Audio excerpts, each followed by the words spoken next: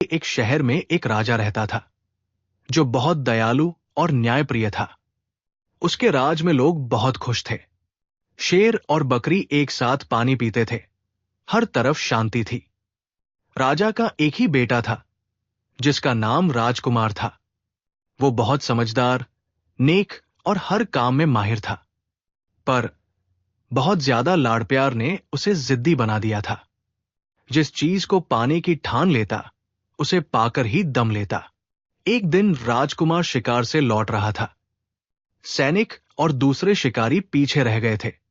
राजकुमार घोड़े पर सवार होकर बहुत आगे निकल आया। उसे बहुत प्यास लगी थी। उसने चारों तरफ देखा तो पता चला कि यह धोबियों का मोहल्ला था। हर जगह कपड़े धोए और सुखाए जा रहे थे। अचानक राजकुमार की नजर एक घर पर पड़ी। छत पर एक लड़की अपने बाल सुखा रही थी। राजकुमार उसे देखता ही रह गया। उसने इतनी खूबसूरत लड़की पहले कभी नहीं देखी थी। ऐसा लग रहा था मानो उसके काले, लंबे बालों के बीच चांद जैसा चेहरा चमक रहा हो। लड़की की नजर भी राजकुमार पर पड़ी और वो तुरंत दुपट्टे से खुद को ढककर नीचे उतर गई। राजकुमार जैसे होश में आया, इतने में उसके साथी और नौकर भी वहां आ गए और राजकुमार को मजबूरन महल वापस आना पड़ा।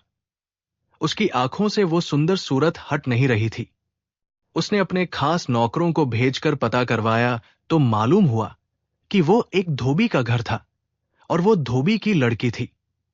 राजकुमार जिद और गुस्से से बिस्तर पर पड़ गया कि वो उसी लड़की से शादी करेगा, वरना अपनी जान दे देगा। 3 हफ्ते बीत गए। राजा को यह बात पता चली तो वो सोच में पड़ गया। वो राजकुमार की जिद से वाकिफ था। उसने गांव के मुखिया को बुलाकर सलाह ली। मुखिया बहुत अक्लमंद, वफादार और अनुभवी आदमी था। उसने सलाह दी, इस समय उसे रोकना ठीक नहीं। आप राजकुमार को मनमानी करने दीजिए। जवानी की जिद है। 2 दिन धोबी की बेटी के साथ रहेंगे तो अक्ल ठिकाने आ जाएगी। फिर आप शौक से किसी राजकुमारी से शादी करवाइएगा। वैसे भी राजाओं की तो कई रानियां होती हैं, ये भी एक कोने में पड़ी रहेगी। राजा को यह बात समझ आ गई। उसने राजकुमार को बुलाया और कहा, हम तुम्हारी जिद और इच्छा को देखते हुए तुम्हें इजाजत देते हैं। तुम उस लड़की से शादी कर सकते हो। राजा ने धोबी और उसकी पत्नी को बुलवाया। वे डरते कांपते आए। सोच रहे थे कि न जाने क्या गलती हो गई है कि राजकुमार ने उन्हें बुलाया है। राजकुमार ने उनसे कहा, हम तुम्हारी बेटी से शादी करना चाहते हैं, तुरंत तैयारी करो।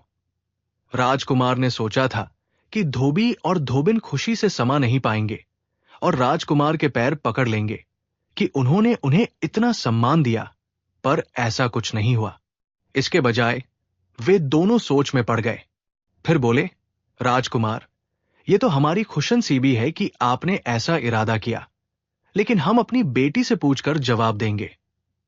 राजकुमार ने यह सुना तो उसे बड़ा गुस्सा आया कि एक तो वो इस धोबी का सम्मान कर रहा है, इस गरीब की बेटी से शादी कर रहा है, और ये उसके राज्य का मामूली धोबी कह रहा है कि बेटी से पूछकर बताएगा। लेकिन उसके दिल का मामला था, उसे उस लड़की से प्यार हो गया था, इसलिए धोबी की बात बर्दाश्त कर गया। उसने धोबी से साफ कह दिया, हमें इनकार सुनने की आदत नहीं है। इनकार करने पर मैं तुम्हारे पूरे खानदान को जेल में डाल दूंगा। वे दोनों धोबी और उसकी पत्नी जैसे डरते कांपते आए थे, वैसे ही चले गए। घर पहुंचकर उन्होंने अपनी लड़की से कहा, राजकुमार तुमसे शादी करना चाहते हैं। अगर तुमने मना किया तो हम जान से हाथ धो बैठेंगे। लड़की कहने लगी, ठीक है, मैं राजी हूं, लेकिन राजकुमार से कहिएगा कि मेरी 4 शर्तें हैं। खुद आकर सुन ले, अगर मंजूर हो तो बारात लेकर आ जाए। अगले दिन धोबी राजकुमार के महल गया और लड़की का संदेश पहुंचा दिया। उसके मन में डर था कि कहीं राजकुमार गुस्से में आकर उसका सिर धड़ से अलग न कर दे। धोबी की बेटी और इतनी हिम्मत कि राजकुमार के सामने शर्तें रखे। राजकुमार पहले तो यह सुनकर बहुत गुस्साया।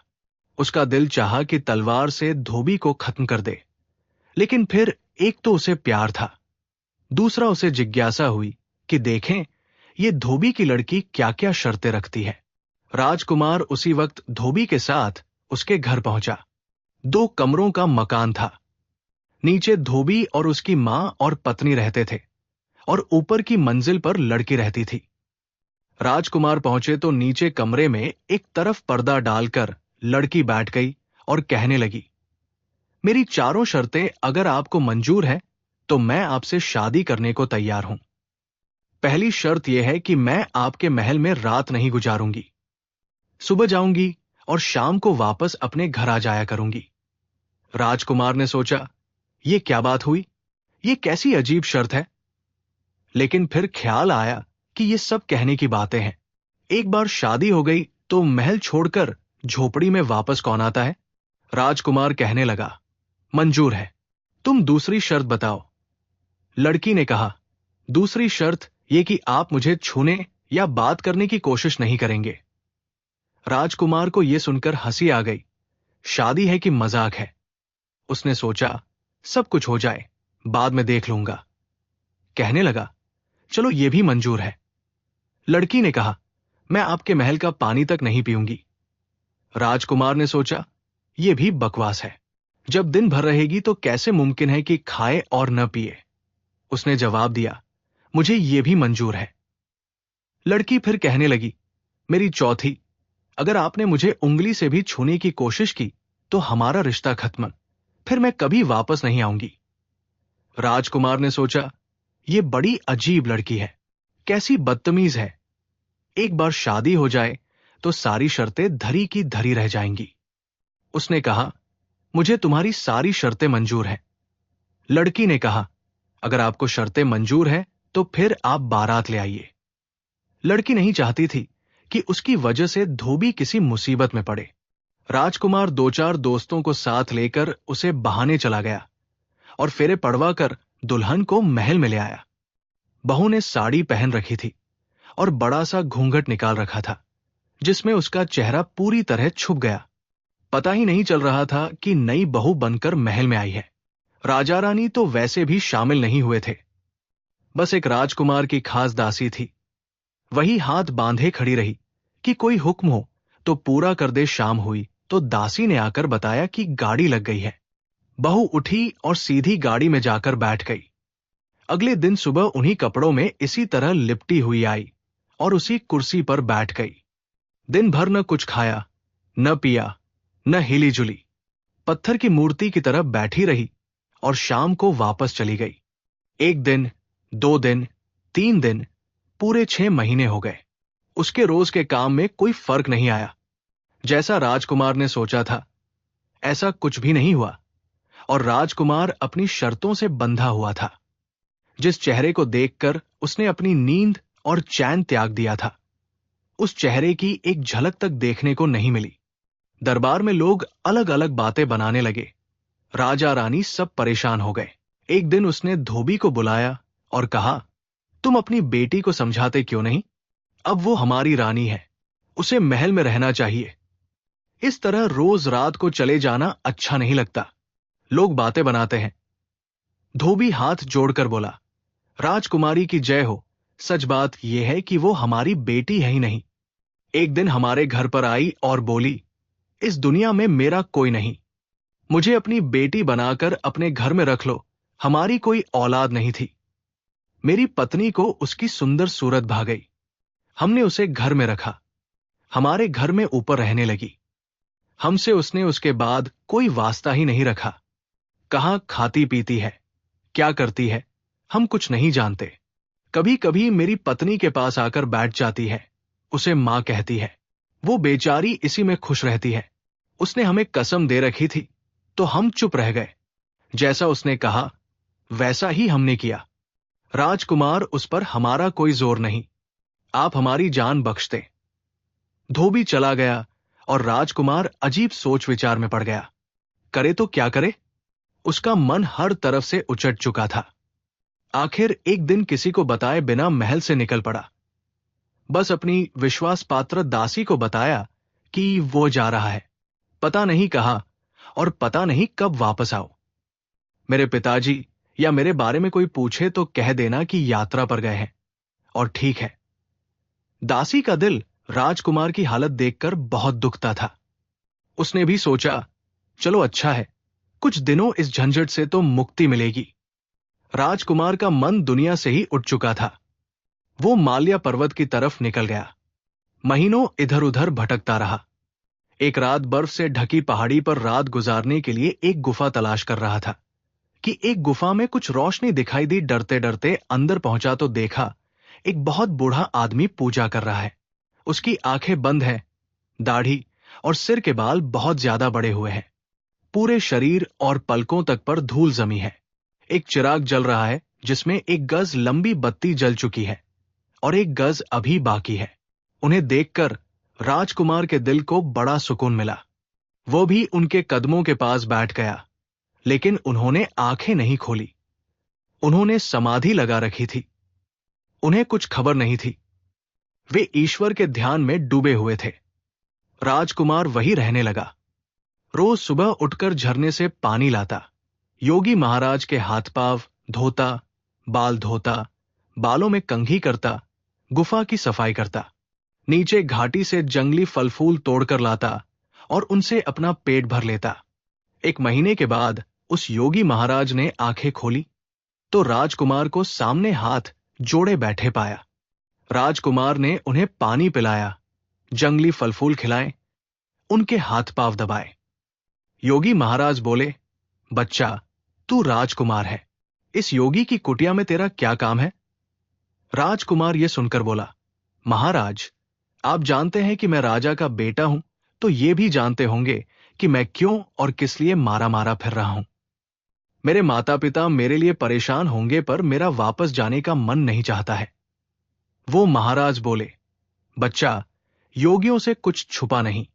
तूने बड़ी गलती की जो उस लड़की से शादी की, पर तूने हमारी इतने दिन सेवा की है, तो हम तुझे खाली हाथ नहीं भेजेंगे। ले, ये रख ले, तू सबको देख सकेगा, लेकिन तुझे कोई नहीं देख पाएगा। घर जाए तो तू ये राख माथे पर लगाकर उसके साथ चले जाना। तुझे आप ये पता चल जाएगा कि वो कौन है और उसकी क्या मजबूरी है। हमारी दुआएं तेरे साथ है। तेरे मन की मुराद जरूर पूरी होगी।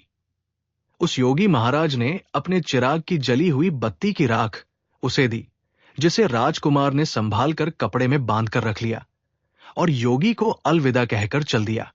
कई दिन का सफर तय करने के बाद वापस महल में पहुंचा तो इस हाल में कि कपड़े फट गए थे, पांव में छाले पड़ गए थे और बहुत दुबला और कमजोर हो गया था।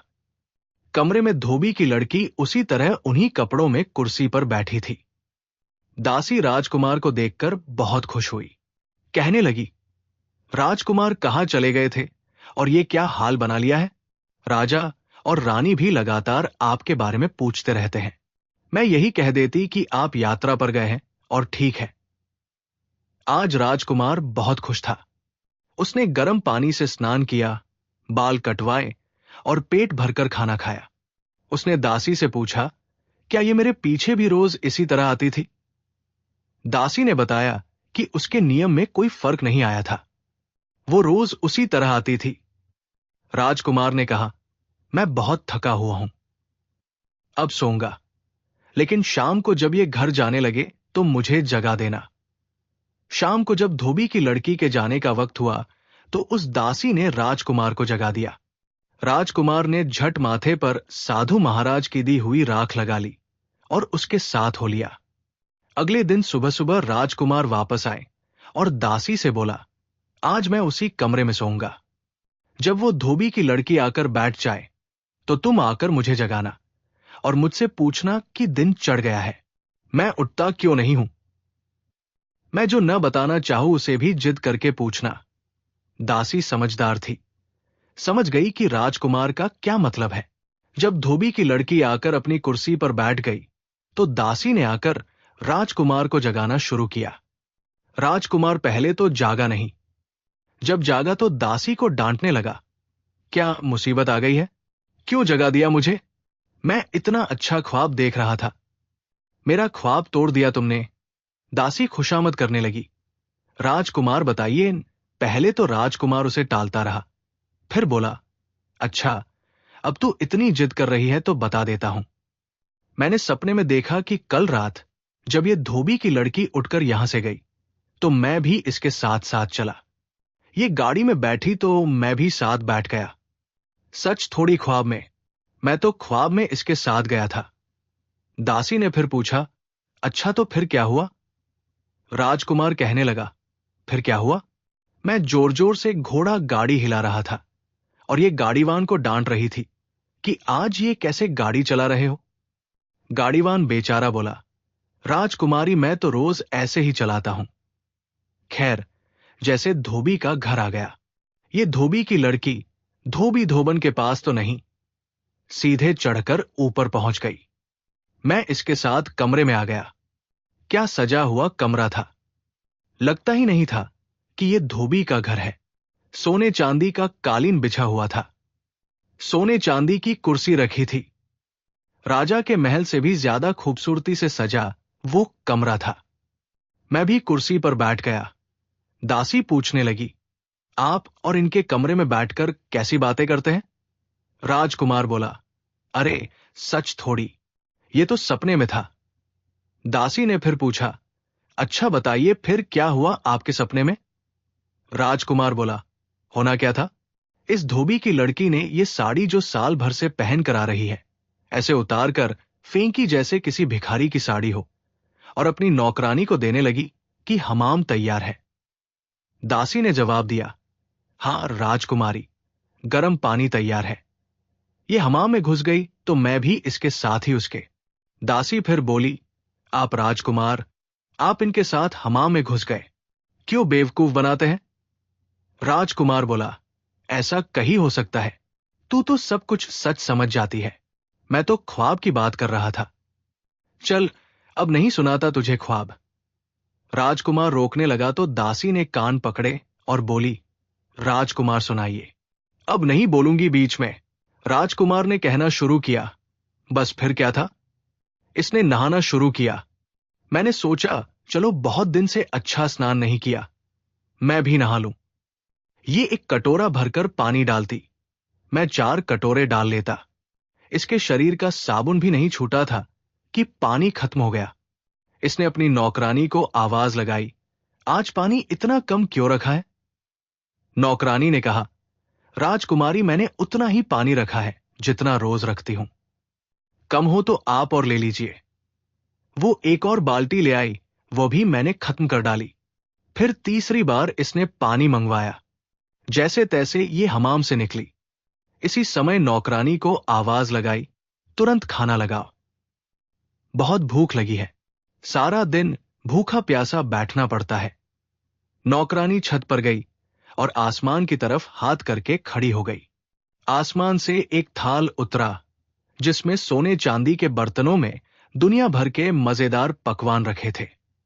नौकरानी ने अपने लिए थोड़ा खाना निकाला और बाकी थाल लाकर इसके सामने रख दिया।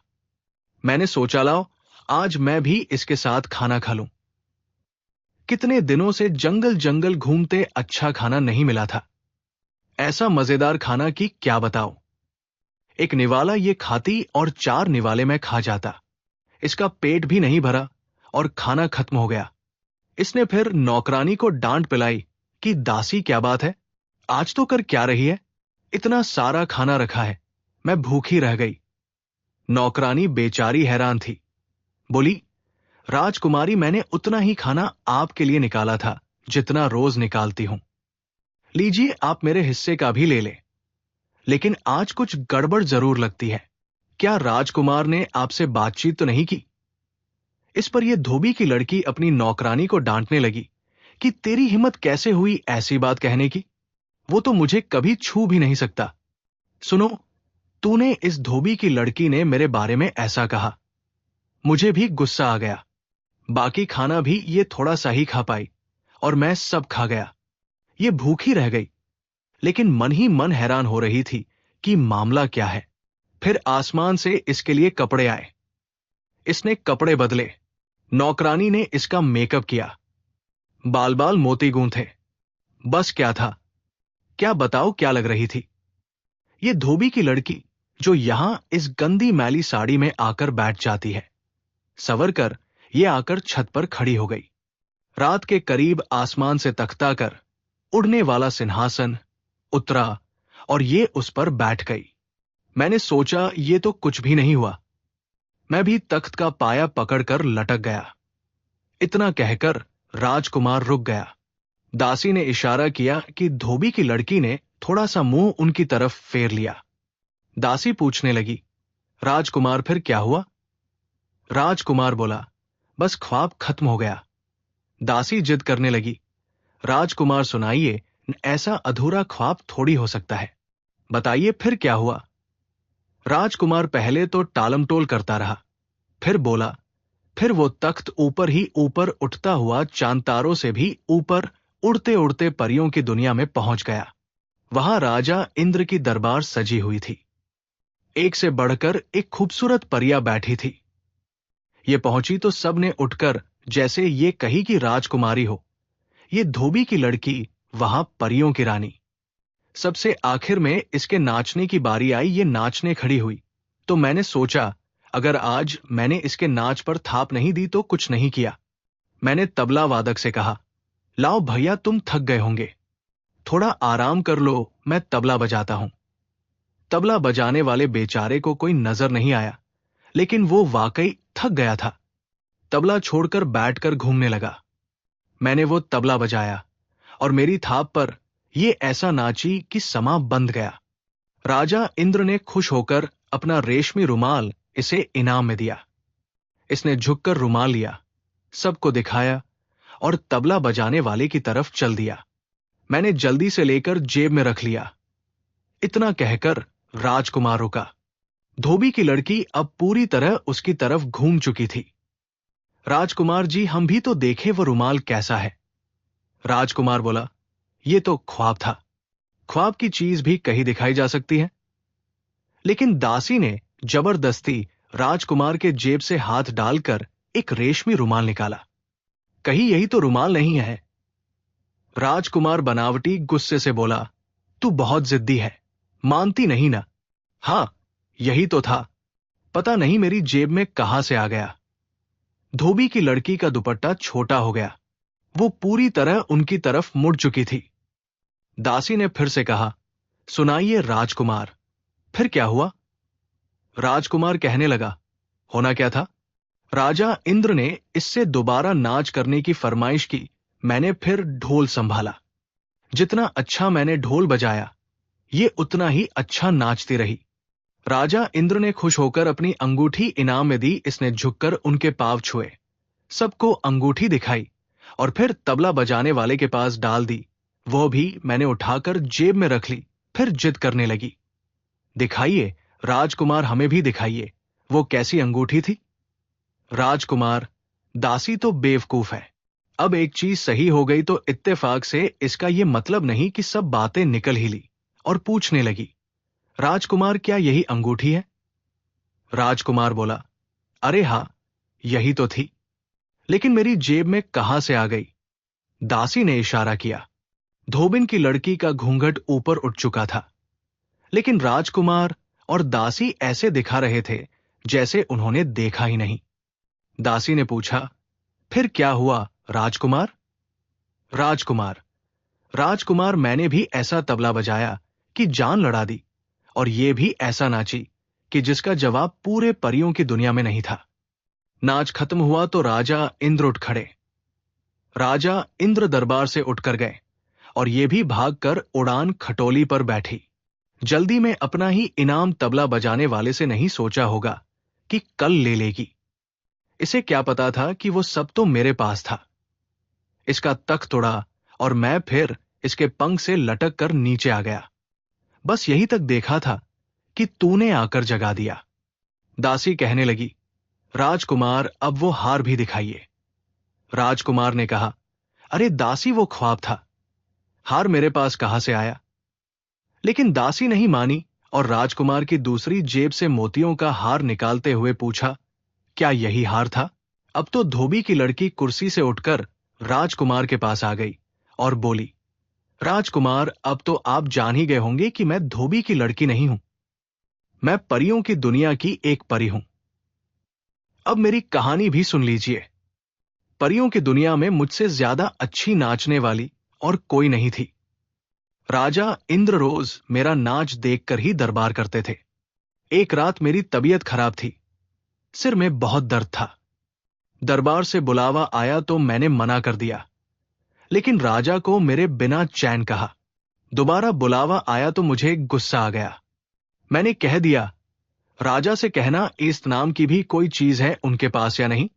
यहां मैं दर्द से तड़प रही हूं और उनको अपने नाच की पड़ी है। संदेश लाने वाले ने जाकर उसी तरह राजा से कहा। राजा इंद्र तो गुस्से में आग बबूला हो गए। तुरंत मुझे बुलाया। मैं डरती कांपती पहुंची तो उन्होंने कहा, बड़ा नखरा हो गया है तुझे अपने आप पर। जा, मैं तुझे बद्दुआ देता हूं। तुझे साल भर धरती पर लड़की बनकर रहना पड़ेगा और अपनी पहचान छुपानी होगी। अगर किसी को पता चल गया कि तू परी है या किसी मर्द ने तुझे छू लिया तो कभी परियों की दुनिया में वापस नहीं आ सकेगी। मैं बहुत रोई, गिड़गिड़ाई, माफी मांगी। राजा ने कहा, मैं अपनी बद्दुआ वापस तो नहीं ले सकता। हां, इतना जरूर है, तुझे रोज रात को तख्त भेजकर परियों की दुनिया में वापस बुला लिया करूंगा, लेकिन साल तुझे धरती पर ही काटना पड़ेगा। मेरे पंख नोच लिए गए और मुझे धरती पर फेंक दिया गया। मेरे साथ मेरी दासी को भी धरती पर आना पड़ा। मैंने अपने लिए धोबी का घर पसंद किया और धोबी की लड़की बनकर रहने लगी, ताकि किसी को मुझ पर शक न हो। लेकिन मेरी किस्मत में आपकी सेवा करना लिखा था। कल मेरी सजा का 1 साल पूरा होने वाला था। मुझे मेरे पंख वापस मिल जाते और मैं वापस परियों की दुनिया में चली जाती। आपको मेरी असलियत कभी पता न चलती। आप यही समझते कि मैंने बेवफाई की और भाग गई, लेकिन सब खत्म हो गया। अब आप ही मेरे मालिक हैं और मैं आपकी नौकरानी। राजकुमार ने उस लड़की की ये हैरान कर देने वाली कहानी सुनी और फिर अपनी दुल्हन को लेकर राजा और रानी के पास गया और सारी कहानी सुनाई। राजा को जब पता चला कि उनकी बहू धोबी की लड़की नहीं बल्कि इंद्रलोक की अप्सरा है, तो उनकी खुशी का कोई ठिकाना नहीं रहा। उन्होंने धूमधाम से बेटे की शादी फिर से की और खूब खुशियां मनाई।